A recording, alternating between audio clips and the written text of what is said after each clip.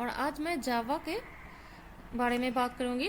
यहाँ पे procedural programming क्या है और ऑब्जेक्ट ओरिएंटेड प्रोग्रामिंग क्या है ये हम देखेंगे आज। ठीक है, तो चलिए स्टार्ट करते हैं। पहले प्रोसीड्यूरल प्रोग्रामिंग क्या है। Procedural programming is a step by step programming perform through a set of instructions. Set of instructions होते हैं जहाँ में पहले वेरिएबल्स लिया, फिर इनपुट लिया यूज़र से, फिर एडिशन किया, फिर उसको प्रिंट किया। तो स्टेप बाय स्टेप एक एक लाइन करके परफॉर्म होता है। ठीक है, इंस्ट्रक्शंस। तो the main focus is on functions and the sequence to perform the function rather than on data. तो मेन फोकस रहता है फंक्शंस पे और क्या फंक्शन परफॉर्म हो रहा है उस पर फोकस रहता है। डेटा पे उतना फोकस नहीं रहता है, डेटा जो भी हो। Some examples of procedural languages are C, COBOL, Fortran etcetera. अभी ऑब्जेक्ट ओरिएंटेड प्रोग्रामिंग क्या है। Object oriented programming is to create objects. Object oriented programming में ऑब्जेक्ट क्रिएट करना है and have the objects interact with each other और deliver their behaviour as the output. तो एक class में अगर 4-5 ऑब्जेक्ट्स है तो वो एक दूसरे से कम्युनिकेट करता है। कैसे कम्युनिकेट करता है, जो आउटपुट डिलीवर होता है एक ऑब्जेक्ट से वो दूसरे में चला जाता है, ऐसे वो मतलब कम्युनिकेट करता है।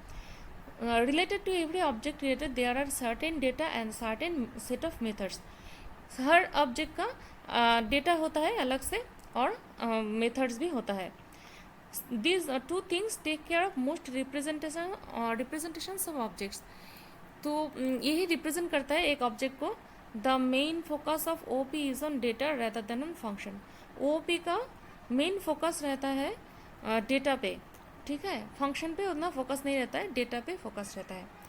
जावा के अलावा C++, पर्ल, पाइथन, रूबी ये सारे ऑब्जेक्ट ओरिएंटेड प्रोग्रामिंग लैंग्वेजेस है। ठीक है, तो फ्रेंड्स, तो ऑब्जेक्ट ओरिएंटेड प्रोग्रामिंग क्या है, यहाँ पे क्लास क्रिएट करना है, क्लास के अंदर ऑब्जेक्ट्स क्रिएट करना है।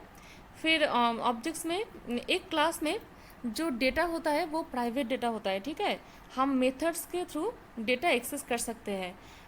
ऐसे ही डेटा को हम यूज़ नहीं कर सकते हैं। प्रोसीड्यूरल ओरिएंटेड में डेटा प्राइवेट नहीं होता है, बाहर के प्रोग्राम भी डेटा को एक्सेस कर सकता है। लेकिन क्लास जब क्रिएट हो जाता है, ऑब्जेक्ट ओरिएंटेड में जब क्लास क्रिएट करते हैं तो डेटा प्राइवेट हो जाता है और बाहर के कोई क्लास, दूसरा क्लास वो डेटा यूज़ नहीं कर सकते हैं। अगर कोई दूसरा क्लास, सपोज क्लास 1 और क्लास 2 है, तो क्लास 2 क्लास 1 के डेटा को डायरेक्टली एक्सेस नहीं कर सकता है, वो मेथड के थ्रू एक्सेस कर सकता है। ठीक है फ्रेंड्स, तो आगे हम और भी सीखेंगे ऑब्जेक्ट ओरिएंटेड के बारे में। तो अगर मेरे वीडियोस आपको पसंद आ रहे हैं तो लाइक, सब्सक्राइब और शेयर ज़रूर कीजिए।